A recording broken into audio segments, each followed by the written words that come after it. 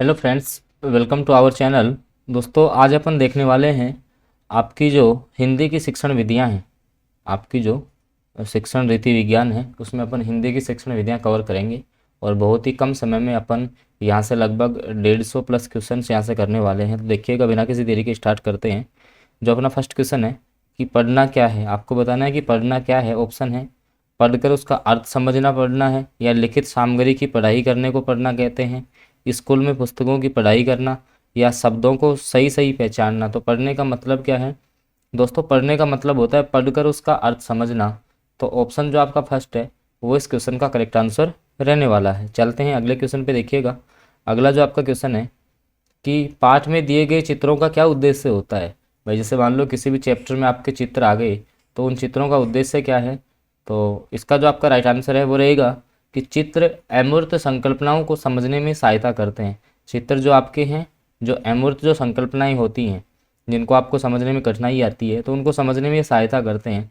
तो आपका ऑप्शन जो फर्स्ट है वो इस क्वेश्चन का करेक्ट आंसर रहने वाला है। चलते हैं अगले क्वेश्चन पे। देखिएगा, अगला जो आपका क्वेश्चन है कि भाषा को अभिव्यक्त करने के कौशल कौन से हैं। जैसे मान लो कोई भी आपकी भाषा है, उसको आप अभिव्यक्त किस प्रकार से करते हो। तो सुन के और पढ़ के, या उसको सुन के या बोल के, या बोलना और लिखना। तो उस भाषा को बोलना और लिखना, इसके द्वारा जो आप है वो किसी भी भाषा के जो कौशल है उनको आप प्राप्त करते हो। तो बोलकर और लिखकर, ध्यान रखना, किसी भी भाषा के जो कौशल है, या तो उस भाषा को बोलकर या उस भाषा को आप लिखकर उसके कौशल प्राप्त करते हैं। चलते हैं अगले क्वेश्चन पे। देखिएगा, अगला जो आपका क्वेश्चन है कि प्राथमिक स्तर पर, जो आपका प्राइमरी जो स्तर है क्लास 1 से 5 तक, तो कौन सा भाषा शिक्षण का उद्देश्य नहीं है। कौन सा भाषा शिक्षण का उद्देश्य नहीं है। तो देखिएगा, विभिन्न संदर्भों में भाषा का प्रभावी प्रयोग करना, स्पष्टता व आत्मविश्वास के साथ अपनी बात कहना, वर्णमाला को क्रम से कंठस्थ करना, और ध्वनि संकेत चिन्हों का संबंध बनाना। आपको बताना है कि भाई जो प्राथमिक स्तर पे है वो भाषा शिक्षण का कौन सा इनमें से उद्देश्य नहीं है। कि विभिन्न जो संदर्भ है उसमें भाषा का प्रभावी प्रयोग करना, स्पष्ट और आत्मविश्वास के साथ अपनी बात कहना, वर्णमाला को क्रम से कंठस्थ करना। तो वर्णमाला को क्रम से कंठस्थ करना ये भाषा शिक्षण का उद्देश्य आपका नहीं होना चाहिए। तो ऑप्शन जो थर्ड है वो इस क्वेश्चन का करेक्ट आंसर रहेगा।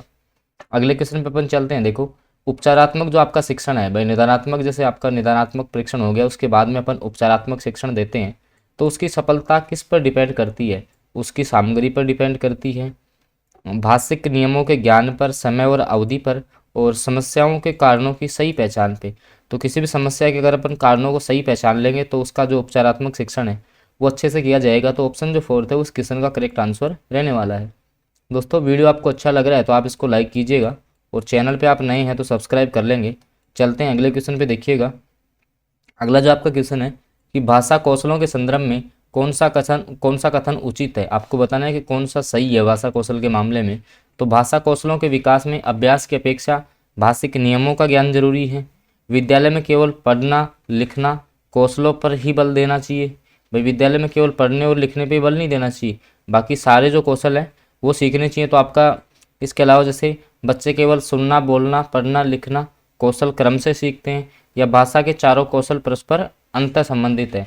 तो आपसे क्या पूछा है इसमें कि कौन सा कथन उचित है। तो उचित आपका कौन सा हो जाएगा, भाई भाषा के चारों कौशल परस्पर अंतर संबंधित है। क्योंकि ये भी आप जैसे मान लो एक एक को आप देखना चाहोगे, तो भाषा कौशल के विकास में अभ्यास की अपेक्षा भाषा के नियमों का ज्ञान जरूरी है। तो अभ्यास की भी आवश्यकता होती है। विद्यालय में सारे कौशल सिखाए जाने चाहिए, पढ़ना लिखना ही जरूरी नहीं है। फिर देखो, बच्चे केवल सुनना बोलना पढ़ना लिखना कौशल क्रम से ही सीखते हैं, नहीं ऐसी कोई बात नहीं है कि वो क्रम से सीखते हैं। तो ये क्या है, परस्पर अंतर संबंधित होनी चाहिए। तो ये आपकी बात सही हो जाएगी। अगला क्वेश्चन देखो, एक बहुसांस्कृतिक कक्षा में आप एक भाषा शिक्षक के रूप में किस बात को अधिक महत्व देंगे। भाई, जो आपकी बहुसांस्कृतिक कोई क्लास है उसमें आप भाषा शिक्षक हो तो कौन सी बात को आप ज़्यादा महत्व दोगे। बच्चों को भाषा प्रयोग के अधिक से अधिक अवसर देना, बिल्कुल सही बात है। पाठ्य पुस्तक के प्रत्येक पाठ को भली भांति समझाना, बच्चों को व्याकरण सिखाना, या स्वयं शुद्ध भाषा का प्रयोग करना। तो बच्चों को भाषा प्रयोग के अधिक से अधिक आप अवसर दोगे। ठीक है भाई, बहुभाषिक अगर कार्यक्रम है आपका, बहुसांस्कृतिक कार्यक्रम है, तो उसमें आप बच्चों को क्या है, भाषा प्रयोग के अधिक से अधिक अवसर उनको दोगे। तो ऑप्शन जो आपका फर्स्ट है वो इस क्वेश्चन का करेक्ट आंसर रहने वाला है। अगले क्वेश्चन पे अपन चल लेते हैं। देखो, अगला जो आपका क्वेश्चन है कि हिंदी की कक्षा में हिंदी की जो क्लास है उसमें प्राय जो बच्चे हैं वो हिंदीतर भाषी बच्चे हिंदी सीखने में अनेक कठिनाइयों का सामना करते हैं, क्योंकि भाई जो बच्चे हैं वो उनको हिंदी सीखने में कठिनाई का अनुभव होता है। किस कारण से? प्राय हिंदी और उनकी मातृभाषा की संरचना में अंतर होता है, वे मन लगाकर हिंदी नहीं सीखते हैं, या फिर जो है हिंदी सीखने के प्रति उनमें रुचि नहीं होती, या हिंदी बहुत कठिन भाषा है। तो कठिन नहीं है, एक्चुअली होता क्या है कि हिंदी और जो उनकी मातृभाषा की जो संरचना है उसमें डिफरेंट होता है। उसके कारण से भाई इसमें जो डिफरेंस है उसके कारण से उनको इन प्रकार की कठिनाइयों का सामना करना पड़ता है। अगले क्वेश्चन पे अपन चलते हैं। देखो, बोलना कौन सा महत्वपूर्ण कौशल है? भाई बोलना कौशल महत्वपूर्ण है मधुर वाणी के लिए। संदर्भ या स्थिति के अनुसार अपनी बात कहना, स्पष्ट और शुद्ध उच्चारण करना, या अलंकारिक भाषा का प्रयोग करना। तो संदर्भ और स्थिति के अनुसार आप जब अपनी बात कहते हो तो उसको अपन बोलना जो कौशल है उसके लिए महत्वपूर्ण वो होता है। चलते हैं अगले क्वेश्चन पे। देखो, सृजनात्मकता का विकास करने में कौन सा सहायक नहीं है?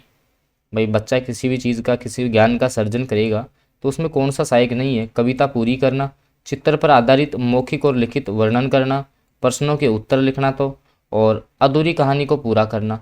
तो प्रश्नों के जो उत्तर लिखना, भाई किसी भी नई चीज़ का सर्जन करना, तो प्रश्नों के उत्तर लिखना ये आपका अलग हो जाएगा। तो ऑप्शन जो थर्ड है वो आपका यहाँ से इनकरेक्ट रहने वाला है। अगले क्वेश्चन पे अपन चलते हैं। देखो, अगला जो आपका क्वेश्चन है कि भाषा शिक्षण का बहुभाषिक संदर्भ है, एक से अधिक भाषाएं सीखने की ओर संकेत करता है, एक से अधिक भाषाओं में शिक्षण सामग्री है, एक समस्या है, या बच्चों भाषा द्वारा शिक्षण एक से अधिक भाषाओं का मुख्य उद्देश्य का प्रयोग करना है, और ये जो प्रयोग है वो करने के संकेत देता है।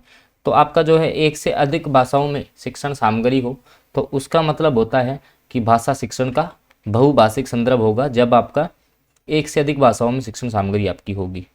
तो ऑप्शन सेकंड आपका करेक्ट हो जाएगा। अगले क्वेश्चन पे अपन चलते हैं। देखो, हिंदी भाषा शिक्षण का एक मुख्य उद्देश्य है, कौन सा है? भाषा का ज्ञान देना, प्रश्न पूछने, बात कहने के अवसर देना, मौन पठन के उपरांत शब्दार्थ करना, या आपका व्याकरणिक नियम कंठस्थ करवाना। तो भाई हिंदी भाषा शिक्षण का उद्देश्य क्या है? भाषा का ज्ञान देना। ठीक है, हिंदी भाषा का ज्ञान देना ही आपका हिंदी शिक्षण का क्या होगा?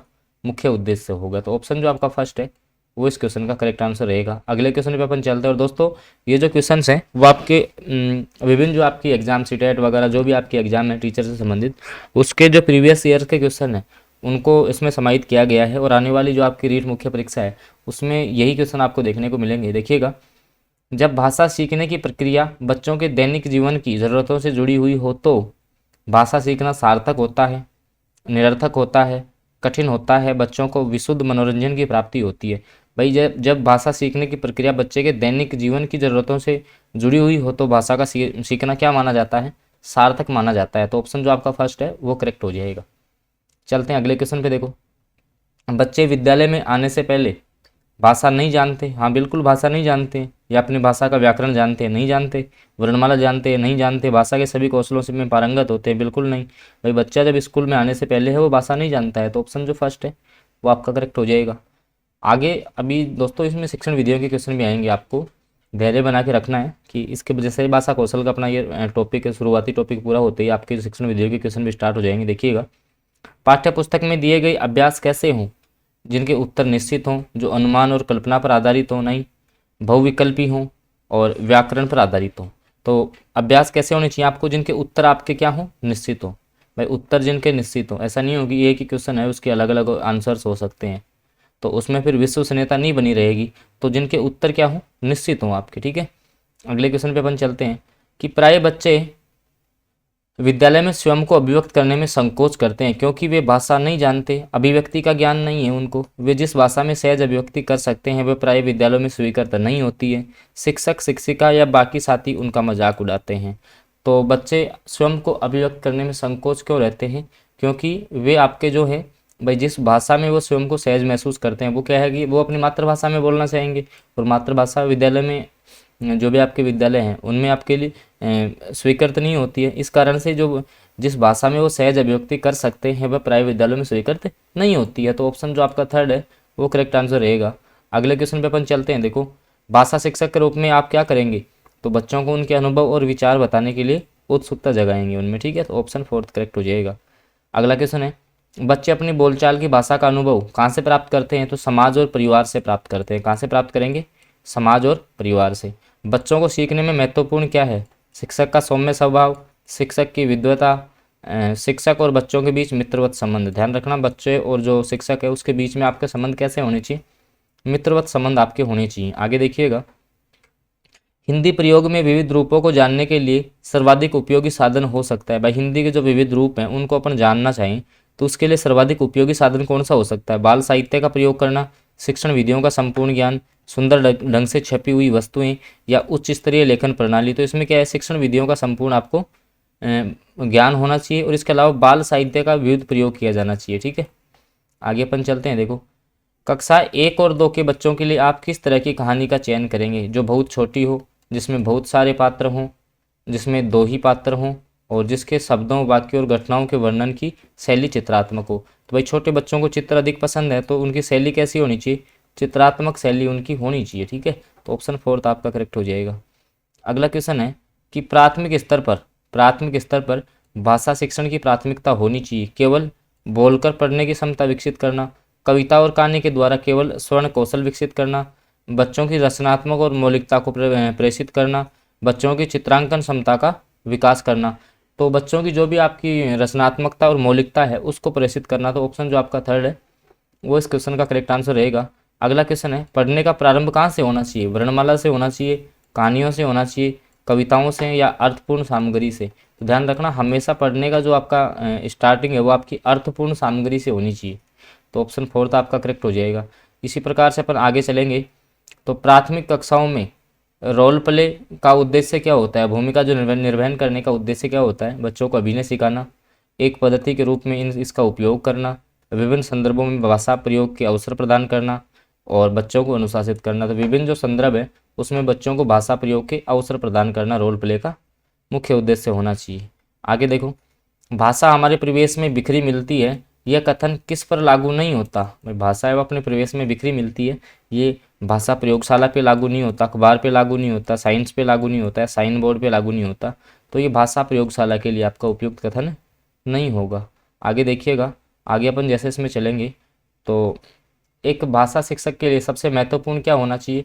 तो बच्चों को भाषा के अवसर उपलब्ध करवाना, बच्चों को जो है वो भाषा के अवसर उपलब्ध करवाना। जैसे उसी प्रकार से लिखना क्या है आपका? तो एक जटिल प्रक्रिया है, तो देखो जटिल प्रक्रिया हो नहीं सकती। एक अनिवार्य कुशलता है जिसे जल्दी प्राप्त किया जाना चाहिए, जल्दी का कोई मतलब नहीं है। एक अत्यंत यांत्रिक है, यांत्रिक भी नहीं है। एक तरह की बातचीत है, हाँ लिखना एक तरह की बातचीत को ही प्रदर्शित करता है। तो ऑप्शन जो 3 है वो आपका करेक्ट हो जाएगा।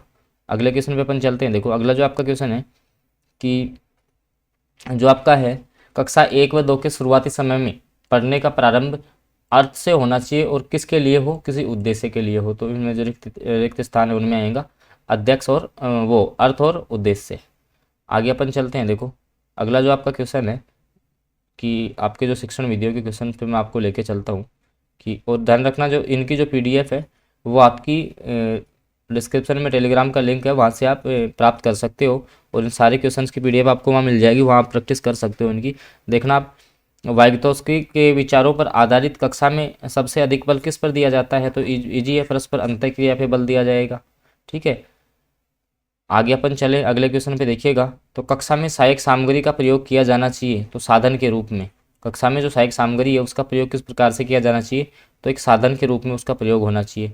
ठीक है, शिक्षण में परियोजना विधि महत्वपूर्ण है क्योंकि यह विद्यार्थियों के लिए आनंददायक है, विद्यार्थियों को कार्य करना पड़ता है, शिक्षक स्वतंत्र होता है, करके सीखना स्थायी होता है। क्योंकि परियोजना विधि का मुख्य उद्देश्य ही क्या होता है? करके सीखना। तो ये करके सीखने से आपका जो ज्ञान है वो स्थायी होगा। तो ऑप्शन 4 करेक्ट हो जाएगा। ठीक है, अब शिक्षण विधियों के आपके क्वेश्चन स्टार्ट हो चुके हैं। देखिएगा, सामाजिक अध्ययन विषय में पर्यटन निम्न दृष्टि से सर्वाधिक महत्वपूर्ण है। भाई जो पर्यटन है वो मनोरंजन के लिए महत्वपूर्ण है या प्रत्यक्ष ज्ञानार्जन के लिए महत्वपूर्ण है? तो आप प्रत्यक्ष ज्ञान प्राप्त करते हो। भाई जैसे किसी भी वस्तु को देखकर आप प्रत्यक्ष ज्ञान प्राप्त करते हो तो ये प्रत्यक्ष ज्ञानार्जन से संबंधित होगा। आगे देखो, अगला जो आपका क्वेश्चन है कि सामाजिक अध्ययन के किसी बड़े टॉपिक के हेतु निम्नलिखित में कौन सी शिक्षण विधि सर्वाधिक उपयुक्त होगी? तो जब बड़ा टॉपिक है तो उसकी व्याख्यान विधि आपकी सर्वाधिक इंपॉर्टेंट होगी, व्याख्यान विधि। तो ऑप्शन जो आपका 4 है वो करेक्ट आंसर हो जाएगा। आगे देखो, अगला क्वेश्चन है कि NCF 2005 के अनुसार सामाजिक विज्ञान विषय के द्वारा विद्यार्थियों को ऐसा कौन सा ज्ञान दिया जाना चाहिए जिसे समाज में शांति का आधार बने। भाई जिसमें भाई जैसे अगर आप सामाजिक विज्ञान का उद्देश्य समझ रहे हो तो सामाजिकता का संबंध समाज से है, ठीक है, और समाज वाला देखो ये एक ही ऑप्शन है, तो समाज में शांति का आधार बने, तो ये आपका करेक्ट हो जाएगा। अगले क्वेश्चन क्या पे अपन चलेंगे। देखो, जॉन डीवी के द्वारा दिए गए प्रावर्तक चिंतन के अवस्थाओं में निम्नलिखित में से कौन सा समाहित नहीं है। भाई जो जॉन डीवी है उन्होंने आपका प्रावर्तक चिंतन की अवस्थाएं दी थी, तो उसमें परिकल्पना बताई थी, परिकल्पना का परीक्षण बताया, बोधिकरण बताया, आरंभ नहीं बताया था, ठीक है, तो आरंभ आपका अलग हो जाएगा। अगले क्वेश्चन पे अपन चलते हैं। अगला आपका क्वेश्चन है कि निम्नलिखित में से कौन सा चरण जो आपका हर्बर्ट एवं जो मॉरिसन उपागम में समान है। भाई जो हर्बर्ट है उसने आपकी पंचपदी अवधारणा दी थी, 5 पद इन्होंने बताए थे, इसी प्रकार से मॉरिसन उपागम है, तो उन दोनों में समान कौन सा है। प्रस्तुतिकरण, किसी भी समस्या का जो प्रस्तुतिकरण है वो दोनों में समान है। ध्यान रखना क्या समान है, प्रस्तुतिकरण आपका मॉरिसन के उपागमों में और हर्बर्ट के जो उपागम है उनमें समान है। अगले क्वेश्चन पे अपन चलते हैं। देखो, सामाजिक अध्ययन के शिक्षक के लिए अत्यंत महत्वपूर्ण है कि वह व्यक्ति कैसा हो, आपका तत्कालीन घटनाओं का ज्ञान रखे। भाई जो भी तत्कालीन जो घटनाएं हो रही हैं उनका ज्ञान एक सोशल साइंस के टीचर को ज़रूरी है। इसके बाद देखो अगला जो आपका क्वेश्चन है कि सामाजिक अध्ययन का शिक्षक कंप्यूटर का प्रयोग कर सकता है, किस किस में, शिक्षण में भी कर सकता है, निर्देशन और परामर्श में कर सकता है, परीक्षा कार्य में कर सकता है, सभी कामों में, तो उपरोक्त सभी इसका करेक्ट आंसर हो जाएगा। आगे देखो, सामाजिक अध्ययन की शिक्षण विधि होनी चाहिए कैसी, विषय केंद्रित, शिक्षक प्रधान, विद्यार्थी प्रधान या सहायक सामग्री प्रदान। तो ध्यान रखना हमेशा जो भी आपकी शिक्षण विधियां होंगी वो विद्यार्थी प्रदान होनी चाहिए। कैसी होनी चाहिए, आपकी विद्यार्थी प्रदान होनी चाहिए शिक्षण विधियां। आगे देखो, वह विधि जिसका प्रयोग चारों भाषाई कौशलों के विकास हेतु किया जाता है। भाई जिसमें सुनना भी आ जाए, बोलना, लिखना, पढ़ना सारा आ जाए, तो उसको अपन कौन सी विधि बोलते हैं, द्विभाषी, सूत्र विधि, दूरस्थ विधि या अनुकरण विधि। तो अनुकरण जो विधि है उसमें आपकी सारी आ जाएंगी, अनुकरण में आपकी सारी आ जाएंगी, ठीक है, क्योंकि बच्चा अनुकरण से इसमें सीखता है, ठीक है। चलते हैं आगे। देखो, समवाय प्रणाली में शिक्षण होता है। भाई समवाय प्रणाली का मतलब क्या है, सभी विषयों का समेकित ज्ञान प्राप्त करना है, या गद्य और पद्य शिक्षण के साथ व्याकरण शिक्षा कराना। बिल्कुल भाई, गद्य और पद्य के साथ में अगर व्याकरण शिक्षा सारी आपके एक साथ आ जाएगी तो उसको अपन समवाय प्रणाली बोल देंगे, ठीक है। हर्बर्ट विधि का एक दोष नहीं है, कौन सा दोष हर्बर्ट विधि का नहीं है, बाकी सारे दोष हैं। तो देखो, यह शिक्षण मनोवैज्ञानिक सिद्धांतों पे आधारित है। भाई मनोवैज्ञानिक ही आपकी जो हर्बर्ट की पंचपदी अवधारणा है वो किस पे आधारित है, मनोवैज्ञानिक है, तो ये आपकी गलत नहीं होगी। आगे देखो, शिक्षण विधियों के संदर्भ में कौन सा कथन सही नहीं है, इसमें आपको बताना है। तो इसका जो आपका राइट आंसर रहेगा वो रहेगा कि साक्य जो अभिकर्मित अनुदेशन है। भाई एक तो आपका रेखीय होता है, एक होता है आपका साक्य, तो इसमें छात्र प्रश्न का उत्तर स्वयं बनाता है, स्वयं नहीं बनाता, इसको एक से अधिक उत्तर उसको देने होते हैं। जैसे मान लो कि ये ऑप्शन सही है या उसके अलावा ये ऑप्शन सही है, तो ये होता है आपका साक्य अभिकर्मित अनुदेशन। भाई अभिकर्मित अनुदेशन होता क्या है कि उसको टुकड़ों में बांट के समस्या को हल करना, ठीक है, तो छात्र स्वयं उत्तर नहीं बनाता इसमें। आगे देखो, पढ़ना सिखाने के लिए महत्वपूर्ण साचरीय प्रणाली का निर्माण किसने किया था, तो मोंटेसनरी के द्वारा आपकी जो साचरीय प्रणाली है वो लाई गई थी। तो इजी क्वेश्चन है मेरे हिसाब से। आगे देखो, इकाई किसी समस्या का योजना से संबंध जोड़ने वाली क्रियाओं की समग्रता और एकता को प्रकट करती है। तो इकाई विधि, भाई इकाई विधि किसने दी थी, तो ये जो आपकी इकाई विधि है वो आपकी दी गई थी किसके द्वारा, थॉमस एम रिस्क के द्वारा। भाई इकाई विधि का प्रतिपादन किसके द्वारा किया गया, थॉमस एम रिस्क के द्वारा इसका प्रतिपादन किया गया था। आगे देखो, आगे हैं, यदि हम चाहते हैं कि विद्यार्थियों का भाषा का पूरा पूरा अधिकार हो और उन्हें ऐसे लेखकों की रचनाएं पढ़ने दी जाएं जिनका भाषा पर अच्छा अधिकार हो, यह कथन किस शिक्षण विधि के संदर्भ में कहा गया है, तो भाषा संसर्ग जो विधि है उसके बारे में ये कथन कहा गया है। आगे देखो, द्विभाषी पद्धति का क्षेत्र नहीं है। भाई द्विभाषी का प्राथमिक कक्षाएं इसका क्षेत्र नहीं होगा।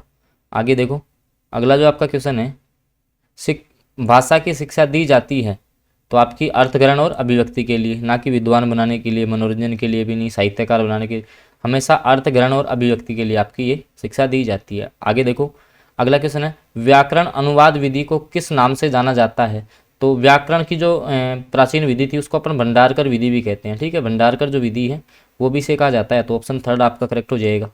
अगले क्वेश्चन पे अपन चले। देखो, लेखन क्रिया के शिक्षण का आरंभ होता है। भाई लिखने का आरंभ कहाँ से होता है, सीधी रेखाओं से होता है, घुंडियों से होता है, तिरछी रेखाओं से होता है या अक्षरों से होता है। तो आपका जो लेखन की शिक्षण का जो आरंभ है वो सीधी रेखाओं से माना जाता है, ठीक है, लेखन क्रिया में जो शिक्षण का आरंभ है वो सीधी रेखाओं से आपका माना जाता है। आगे देखिएगा, अर्थग्रहण के कौशल के विकास के लिए अधिक उपयोगी है? भाई अर्थग्रहण आपको करना है तो उसके लिए व्याकरण की शिक्षा चाहिए, समाचार वाचन चाहिए, मौन वाचन चाहिए, सहस्वर वाचन चाहिए। किसके अर्थग्रहण के मामले में तो आपका जो है मौन वाचन सबसे इंपॉर्टेंट माना जाता है। आगे देखिएगा, मौन वाचन का प्रकार नहीं है समवेत वाचन, द्रुत वाचन, व्यक्तिक वाचन या अनुकरण वाचन। तो इसमें देखो कौन सा प्रकार है, तो समवेत वाचन तो इसका प्रकार है, बाकी ये तीनों इसके प्रकार नहीं है। आगे देखो अगला जो आपका क्वेश्चन है कि वह विधि जिसका चारों ओर भाषाई कौशलों का विकास हेतु किया जाता है, मतलब चारों भाषाई कौशल, तो मैंने आपको बताया भी, पीछे अपन ने डिस्कस किया है कि अनुकरण विधि, ध्यान रखना अनुकरण विधि एक ऐसी विधि है जिसमें आप सारे जो कौशल हैं चारों के चारों LSRW जो आपके कौशल होते हैं, listen, speak, write and written, तो ये सारे जो कौशल हैं वो आप अनुकरण विधि से प्राप्त कर सकते हो। काफ़ी अच्छा क्वेश्चन है और बार बार रिपीट होता है। फिर जैसे आगे अपन चलेंगे तो पढ़ना सीखने के लिए महत्वपूर्ण साक्षरय प्रणाली का निर्माण किसने किया था? मैंने आपको बता दिया कि मॉन्टेसनरी के द्वारा आपकी साक्षरय प्रणाली का निर्माण किया गया था। तो दोस्तों ये कुछ क्वेश्चंस थे। अगर क्वेश्चंस आपको अच्छे लगे तो वीडियो को लाइक कीजिएगा, चैनल पे आप नए हैं तो सब्सक्राइब कर लेंगे। और ध्यान रखना कि इसी आधार पे आपको क्वेश्चन पूछे जाएंगे। जैसे देखो आगे ज्ञानात्मक शैक्षिक उद्देश्यों का वर्गीकरण किसने किया था? तो आपके ब्लूम के द्वारा किया गया था, ठीक है। क्रियात्मक का किसके द्वारा किया गया? तो आपके सिम्पसन हो जाएंगे। ऐसे सारे आपको याद रखने हैं। तो इनकी जो PDF वो आपको टेलीग्राम में मिल जाएगी, नीचे डिस्क्रिप्शन में टेलीग्राम का लिंक है, वहाँ से आप टेलीग्राम चैनल ज्वाइन कर सकते हैं। और वीडियो आपको अच्छा लगा तो इसको लाइक करो, चैनल पे आप नए हो तो सब्सक्राइब कर लेंगे इसको, ओके। बाकी अपन अगले वीडियो में कवर करेंगे इसके आगे के जो भी क्वेश्चन है।